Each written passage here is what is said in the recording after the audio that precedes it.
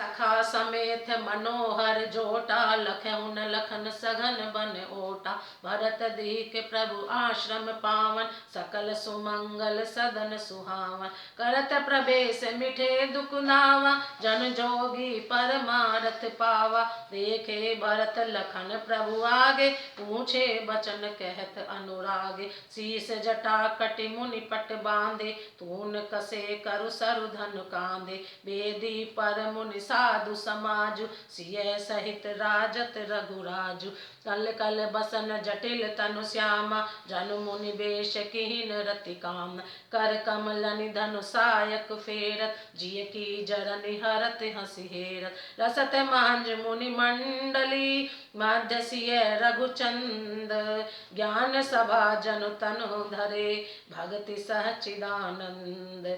सखा निषाद राज सहित इस मनोहर जोड़ी को सघन वन की आड़ के कारण लक्ष्मण जी ने नहीं देख पाए। भरत जी ने प्रभु श्री रामचंद्र जी के समस्त सुमंगलों के धाम और सुंदर पवित्र आश्रम को देखा। आश्रम में प्रवेश करते ही भरत जी का दुख और दाह जलन मिट गया, मानो योगी को परमार्थ परम तत्व की प्राप्ति हो गई। भरत जी ने देखा कि लक्ष्मण जी प्रभु के आगे खड़े हैं और पूछे हुए वचन प्रेम पूर्वक कह रहे हैं, पूछी हुई बात का प्रेम पूर्वक उत्तर दे रहे हैं। सिर पर जटा है, कमर में मुनियों का वलकल वस्त्र बांधे हैं और उसी में तरकस कसे, हाथ में बाण तथा कंधे पर धनुष है। वेदी पर मुनि तथा साधुओं का समुदाय बैठा है और सीता जी सहित श्री रघुनाथ जी विराजमान है। श्री राम जी के वलकल वस्त्र हैं, जटा धारण किए हैं, श्याम शरीर है।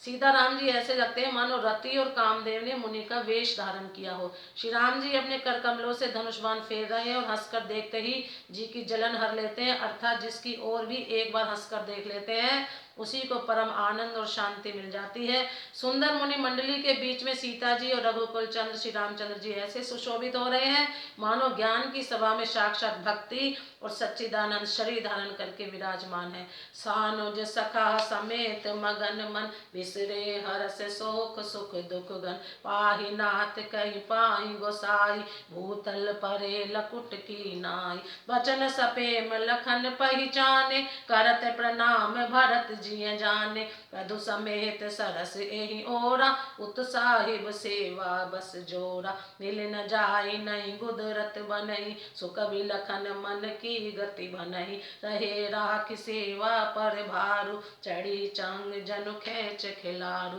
कहत सप्रेम नाई महिमा था भरत प्रणाम करत रघुनाथा उठे राम सुनि प्रेम अधीरा कहूँ पट कहूँ निशंग धनु तीरा बर बस लिए उठाई उर लाए कृपा निधान भरत राम की मिलन सखी बिसरे सब ही अपान। छोटे भाई शत्रुघ्न और सखा निषाद राज समेत भरत जी का मन प्रेम में मग्न हो रहा है। हर्ष शोक सुख दुख आदि सब भूल गए। हे नाथ रक्षा कीजिए, हे गोसाई रक्षा कीजिए, ऐसा कहकर वह पृथ्वी पर दंड की तरह गिर पड़े। प्रेम भरे वचनों से लक्ष्मण जी ने पहचान लिया और मन में जान लिया कि भरत जी प्रणाम कर रहे हैं। वे श्री राम जी की ओर मुंह किए खड़े थे। भरत जी पीठ पीछे थे, इससे उन्होंने देखा नहीं। अब इस ओर तो भाई भरत जी का सरस प्रेम और उधर स्वामी श्री रामचंद्र जी की सेवा की प्रबल परवशता। ना तो क्षण भर के लिए भी सेवा से पृथक होकर मिलते ही बनता है और न प्रेम वश छोड़ते उपेक्षा करते ही।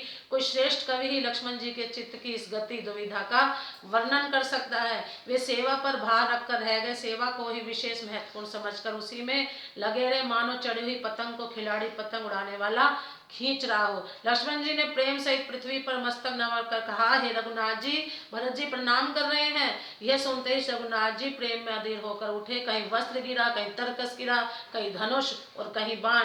कृपा निधान श्री रामचंद्र जी ने उनको जबरदस्ती उठाकर हृदय से लगा लिया।